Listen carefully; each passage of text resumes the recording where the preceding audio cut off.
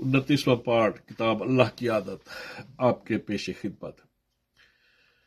جب تک تم ایک امن پسند شہری کی طرح رہ رہے ہو، نہ تالے توڑتے ہو، نہ جیبیں کاٹتے ہو، نہ دنگا فساد کرتے ہو، نہ بغاوت پر اکساتے ہو، تو تمہیں حاکم سے ڈرنے کی ضرورت نہیں۔ ہاں، اگر کوئی جرم کر بیٹھے ہو تو پھر اس کی گرفت سے ڈرو۔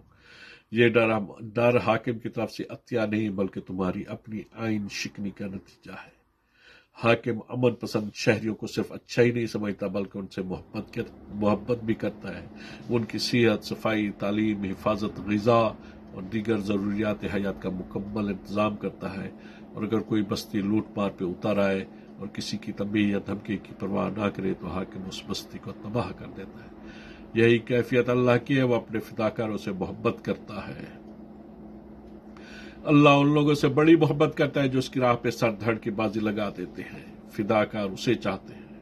اہل ایمان اللہ سے والہانہ محبت کرتے ہیں اور بدکاروں کے کاشانے پر بجلیاں گراتا ہے۔ خوف آئین شکنی کا نتیجہ ہے۔ آئین اللہ کا ہے اور سزا دینا بھی اسی کا کام ہے۔ خدا یکدم نہیں پکڑتا بلکہ کچھ محنت دیا کرتا ہے۔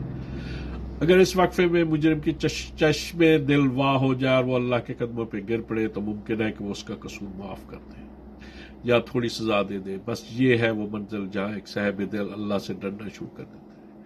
اس خوف کو زحمت یا عذاب مت سمجھے بلکہ شاہراہ حیات پر ایک سہانی منزل ہے، ایسی منزل جس کے گرد میلوں تک بدکاری کے سائے نظر نہیں آتے۔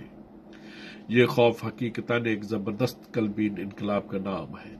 یہ اعلان ہے اس بات کا کہ میں گناہ کے نتائج سے ڈر گیا ہوں، میں اس سے دور رہوں گا۔ یہ خوف ترک گناہ کے بعد پیدا ہوتا ہے۔ گناہ اور خوف خدا کبھی جمع نہیں ہو سکتے۔ یہ نہیں ہو سکتا کہ آپ دھڑا دھڑ گناہ بھی کیے جائیں اور یہ رٹ بھی لگاتے جائیں، میں خدا سے ڈرتا ہوں، بہت ڈرتا ہوں، بے حد ڈرتا ہوں، یعنی اتنا ڈرتا ہوں کہ جب تک رات کو 2-4 تالے اور دن کو 5-7 سر نہ توڑ لوں، میرے اس خوف کے بحر مضطرب میں سکون پیدا نہیں ہو سکتا۔ اگر ایک دکاندار دن بھر چور بازاری کرے اور اگر ایک اہلکار شام تک حاجت مندوں کے کپڑے اتارتا پھرے، اگر ایک گواہ آئے دن عدالت میں آ کر اللہ کو حاضر ناظر سمجھ کر جھوٹ بولے اور پھر یہ تینوں اللہ سے ڈرنے کی بھی ڈینگیں ہانکتے رہیں، تو یقین کیجئے کہ یہ بخت اللہ سے مذاق کر رہے ہیں۔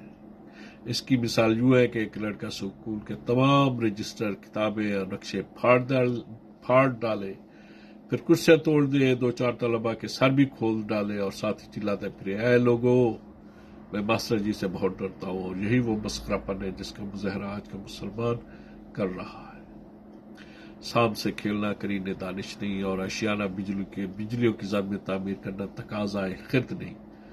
بدکاریاں سانپ ہیں جو آپ کو پھر پھر کر ڈسے گی، گناہ کے دامن میں بجلیوں کے خزانے ہیں جو بار بار تمہارے کاشانے پہ گرے گی۔ اگر آپ کی گردن پر کوئی سر ہے اور اس پہ رائی کے دانے جتنی بھی عقل موجود ہے تو سانپوں، بجلیوں اور شولوں سے بچو۔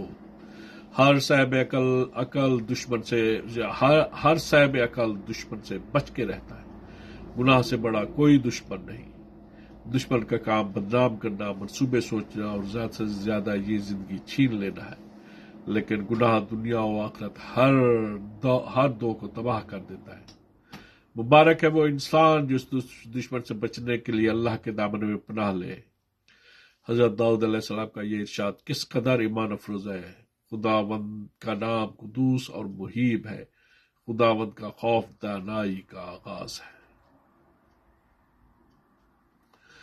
خدا کا خوف اور گناہ سے اجتناب دونوں ایک چیز ہے۔ وہ شخص واقعی بڑا کارمند ہے جس میں اللہ کا خوف پیدا ہو جائے۔